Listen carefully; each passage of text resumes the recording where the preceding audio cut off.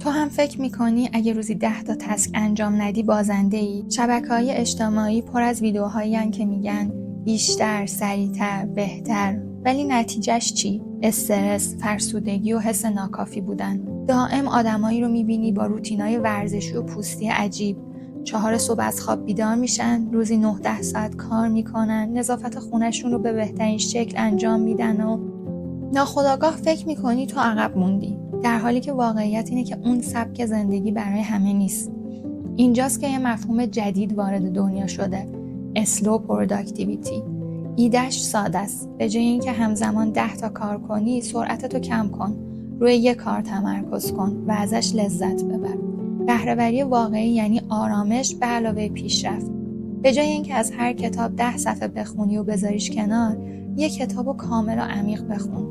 به جای پر کردن تقویم روزانت با 20 تا تسک، فقط 2-3 تا کار مهم رو انتخاب کن. به جای رقابت با بقیه، پیشرفت خودتو با دیروزت مقایسه کن.